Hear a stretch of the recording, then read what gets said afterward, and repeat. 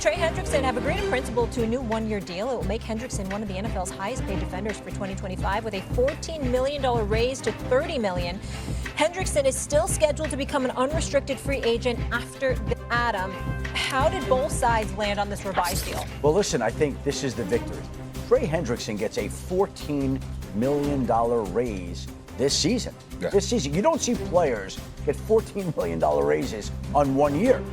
And the Bengals essentially get to keep his services, and they are spared of having to give him the type of huge contract that some of these other pass rushers have gotten with $100 million in guaranteed money.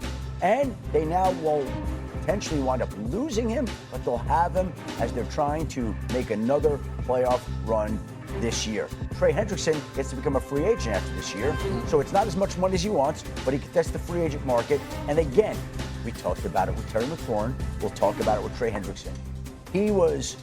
They were, both sides, wound up, worlds apart, couldn't bridge their differences, couldn't figure it out. And lo and behold, less than 2 weeks to the opener against the Cleveland Browns, figured out a way. Stephen A. Got it done. Now are the Bengals a top AFC threat? I think they could be.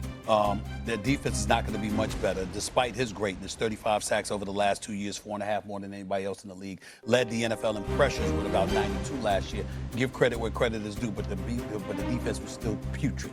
25th in scoring defense, worse than that in total defense. They were awful. And watching them this preseason, it would have been criminal had they not signed them, because they're so awful defensively this preseason. You actually said, if you are a member of the Cincinnati Bengals defensive unit, you should keep that from the public. You should ask the announcers not to even reveal your names, okay? You shouldn't want your name on the back of a jersey. That's how bad the defense looked this preseason. Having said that, I got to give love to Joe Burrow.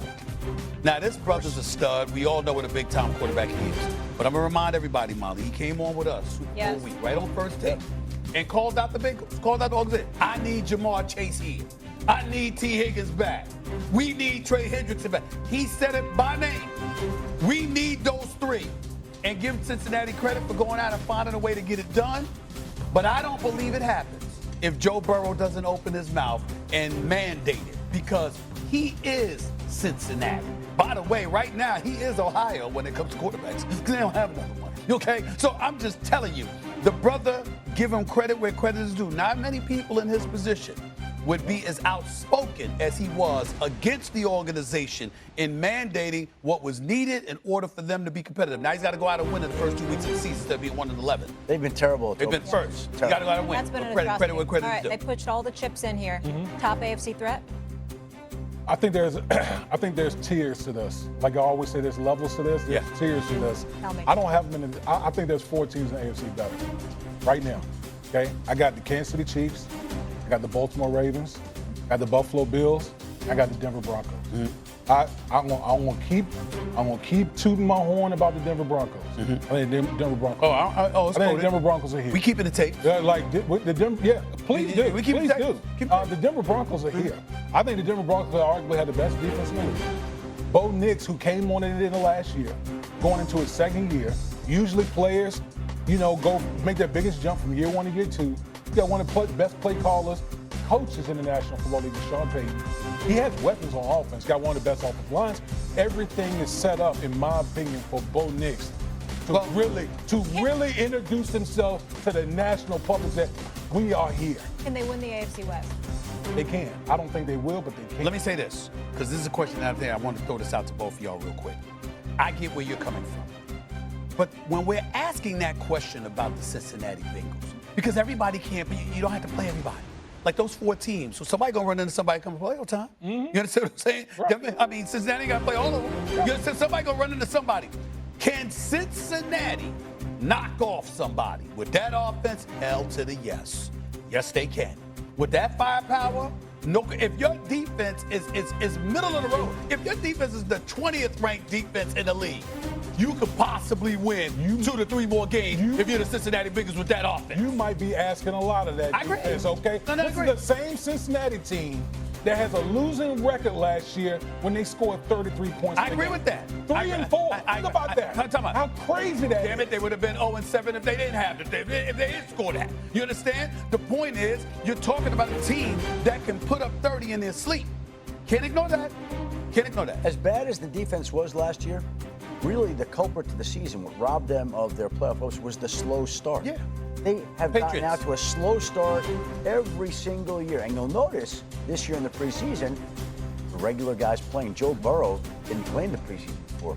Jamar Chase didn't play in the preseason before. T. Higgins didn't play in the preseason. They're out there this summer because Zach Taylor, the head coach, obviously wants to try something different to get them ready to avoid the type of start that's derailed their season cost in them in recent the end. years. Yeah. This might be breaking news here. Is that your way of saying, Adam Schefter, that you agree with moi when I've religiously stated that there should be an investigation into the coaching staff of the Cincinnati Bengals and what they're doing in the offseason and in preseason, because damn it, they can't win games in the first 2 games and 2 weeks of the season 6 straight years. They are 1-11 in the first 12 games, meaning the first 2 games of the last 6 seasons. They are 1-11. Right. What are you doing that you can't win games first 2 weeks of the season with these kind of studs? I mean, I'm just asking. Well, I'm going to say this, though. I'm going to say this. If you look at the Cincinnati Bengals over the past few years, I think a big part of that reason, the quarterback has been hurt in training camp. Yeah. Think about everything Joe Burrow's been dealing with in training camp. He had the calf situation. He had the appendix Thumb injury. situation, Had a the thumb thumb injury. Like, all those things, like, you start off training camp, you have that going on, then it just Jamar leads Chase didn't right. practice last year. Right, exactly. It just bleeds right into the regular season. We got to leave it there, but they have Hendrickson, 57 sacks over the last 4 And seasons. essentially, we are about the timing. And Cincinnati always balked at paying him into 2026. And Trey Hendrickson wanted a certain amount of guaranteed money. They found a solution to essentially placate both sides. Trey Hendrickson gets a $14 million raise for this season. You don't see that. No added years onto the deal, but lots of added money. He now can become a free agent after this year. The Bengals still can tag him, but Trey Hendrickson boosted his salary this season up to $30 million, putting his numbers more in line with the other top pass rushers. And again, there have been a lot of bent feelings, hurt feelings between these two sides.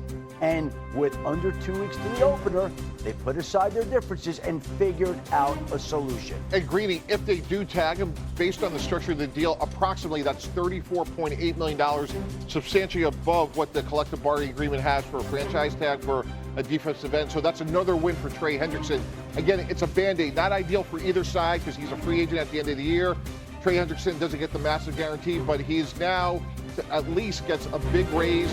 And if I'm the Bengals, I'm saving $11 million from where TJ Watt is. So to me, not ideal, but a great Band-Aid for the season. He was the best player on what was candidly a terrible defense last year. The little bit we've seen in the preseason, for whatever that's worth, has not looked any better. Of course, he hasn't been playing in it. What do you think this Bengals team can do with this high-flying offense and a really questionable defense? Well, I think much of it is predicated on how well some of these younger guys on the defense develop. If those guys and the new defensive coordinator Al Golden, if those guys can turn the corner, you bring back Trey Hendrickson. If this defense can be average, Greeny, we're talking about the Bengals being one of these teams that's competing with the Bills, the Ravens, the Chiefs in the AFC. But they need these guys to develop and develop fast this year. The stat that I can never get my mind around, they had a losing record last year in games in which they scored 33 points or more. Yeah. That's almost impossible to do. They were 3-4 in games in which they themselves scored 33 points. Right, but if the legendary Bill Walsh was here, what he would talk about is fourth quarter pass rushers. If we score 33 points, we should win. We drafted Jamar Stewart. We got Trey Hendrickson back. They have a real chance now to close out games. See if they can do it. And the last one, of course, is the Cowboys. That holding